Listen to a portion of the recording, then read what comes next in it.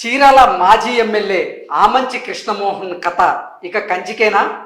ఆయన రాజకీయ భవిష్యత్తు ప్రశ్నార్థకంగా మారబోతోందా అంటే అవుననే సమాధానం ఇస్తున్నారు కొంతమంది రాజకీయ విశ్లేషకులు. ఇక ఇదే అంశానికి సంబంధించి మనతో మాట్లాడేందుకు ప్రముఖ సినీ రాజకీయ విశ్లేషకులు సీనియర్ జర్నలిస్ట్ యజ్ఞమూర్తి గారు మనతో ఉన్నారు. సార్తో మాట్లాడు.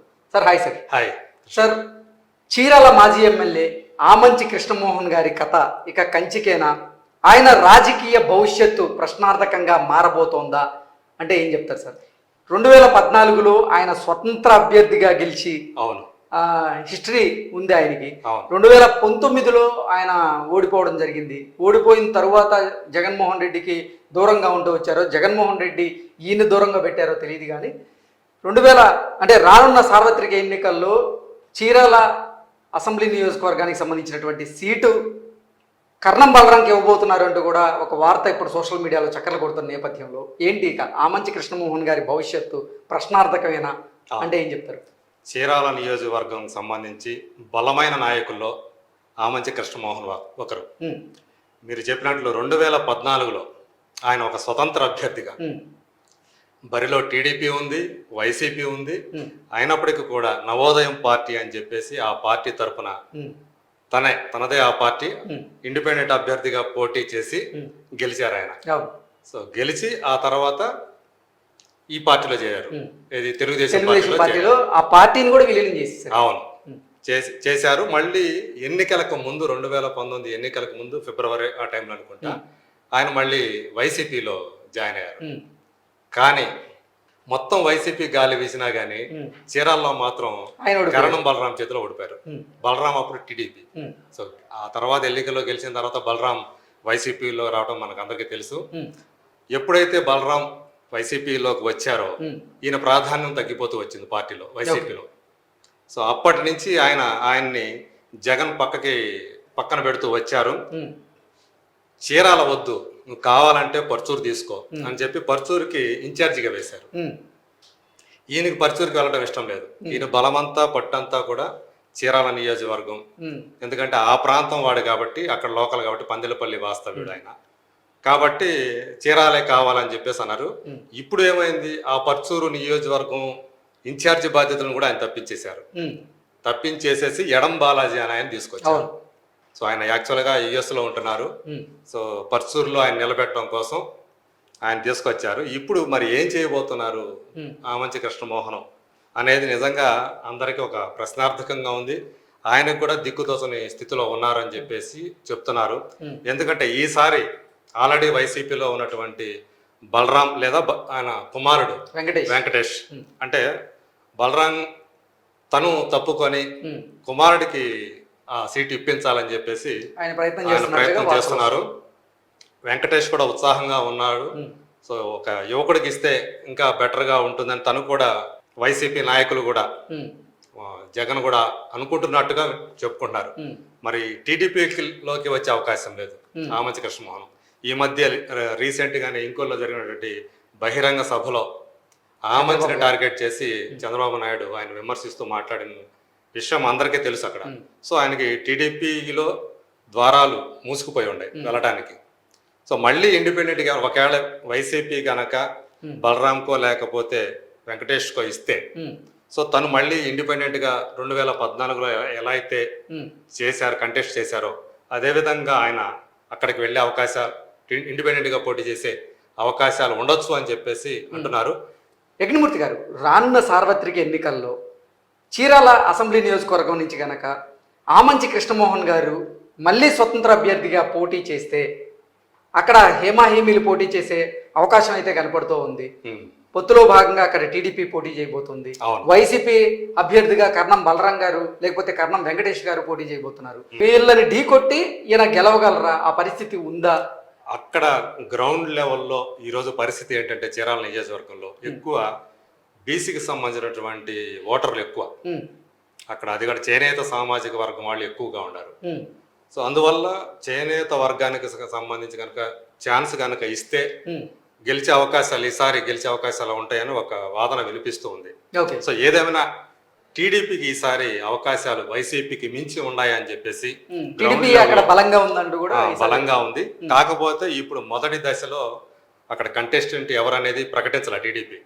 సో అభ్యర్థుల విషయంలో కొంత చర్చ నడుస్తుంది ఎవరికి ఇవ్వాలనేది. ఏదేమైనా సరే ఈసారి తెలుగుదేశంకి సంబంధించి అక్కడ ఒక బలమైన అభ్యర్థి వస్తే డ్యామ్ షూర్గా అక్కడ టీడీపీ వచ్చే అవకాశాలు ఉన్నాయని చెప్తున్నారు. ఈ నేపథ్యంలో తను గనక ఒకవేళ ఇండిపెండెంట్ గా పోటీ చేస్తే ఆమంచి కృష్ణమోహన్. సార్ ఇక్కడ ఇంకో ప్రశ్న కూడా అడగాలి. గతంలో 2014లో ఈయన ఇండిపెండెంట్ గా పోటీ చేసినప్పుడు ఈయన సోదరుడు స్వాములు ఈయనకు సపోర్ట్ చేశారు, ఈయనతో పాటే నడిచారు, దగ్గరుండి గెలిపించారు. కానీ ఈసారి పరిస్థితులు అలా ఉండబోవట్లేదు. ఎందుకంటే స్వాములు గారి జనసేనలో చేరారు. జనసేన నుంచి అక్కడ సీటు ఆశించినప్పటికీ కూడా రాని పరిస్థితి అయితే మనం చూస్తూ ఉన్నాం. సో ఒకవేళ గనక తమ్ముడు ఇండిపెండెంట్ గా అక్కడ పోటీ చేస్తే స్వాములు కూడా ఈయనకి సపోర్ట్ చేసే పరిస్థితి ఉందా? ప్రస్తుతానికైతే లేదనే చెప్పాలి. ఎందుకంటే తను జనసేన పార్టీలో ఉన్నారు. సో జనసేన టీడీపీ అలయన్స్ వల్ల ఆయన వైసీపీకి లేదా స్వతంత్ర అభ్యర్థికి ఆయన సపోర్ట్ చేసే అవకాశం అయితే లేదు. సో సపోజ్ ఈయన గనక ఇండిపెండెంట్ గా పోటీ చేస్తే పొత్తు ధర్మంలో భాగంగా ఒకవేళ ఆయన జనసేన పార్టీలో ఉండి అవకాశం లేదు, బయటకు వచ్చి ఏమైనా చేస్తాడో మనకైతే తెలియదు.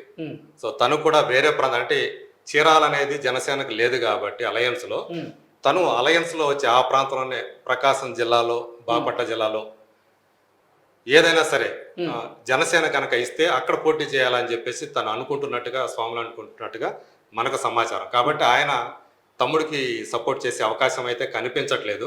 నిజానికి మీరు అన్నట్టు ఆయనకి ఒక పక్కన ఒక కుడి భుజం లాగా ఉండి తమ్ముడికి తనంతా కూడా యాక్టివ్ గా ఉండి పనులన్నీ చక్కబెడతాడు స్వాములు అని చెప్పేసి పేరు ఉంది.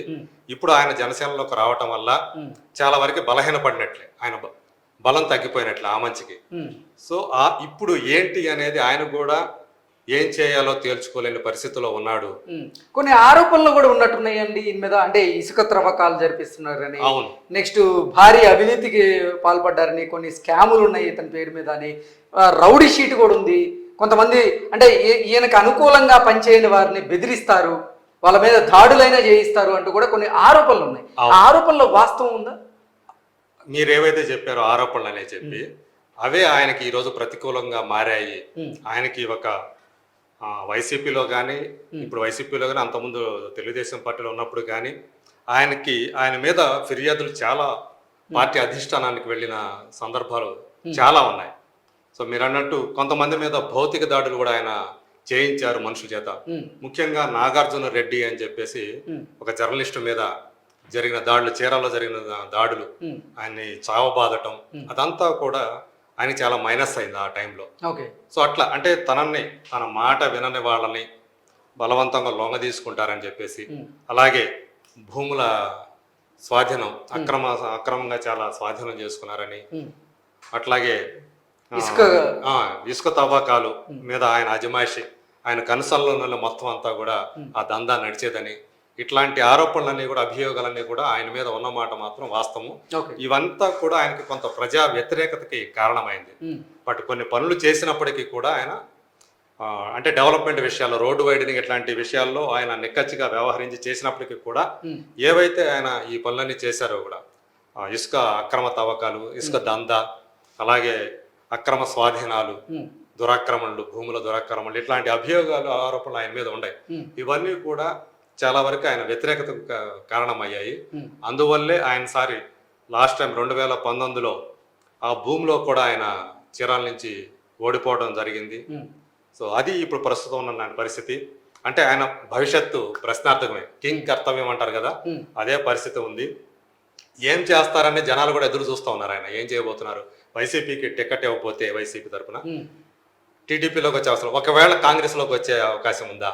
ఎందుకంటే ఆయన కాంగ్రెస్ గతంలో 2000 నుంచి 2014 వరకు కూడా ఆయన కాంగ్రెస్ లో ఉన్నారు. ఆయన జడ్పీటీసీ మెంబర్ గా గెలిచిన, ఎంపీపీగా గెలిచిన, తర్వాత ఫస్ట్ ఎమ్మెల్యేగా గెలిచిన అంతా కూడా అంటే రోసయ్య అనుచరుడుగా, రోసయ్య శిష్యుడిగా ఆయన రాజకీయాల్లోకి వచ్చారు. సో కాబట్టి మళ్ళీ ఒకవేళ ఈ రెండు పార్టీల్లో అవకాశం లేదు కాబట్టి కాంగ్రెస్ లోకి వెళ్తారా, కాంగ్రెస్ నుంచి పోటీ చేస్తారా అనే విషయం మీద కూడా కొంచెం డైలమా ఉంది అక్కడ. ఏది చేసినా గానీ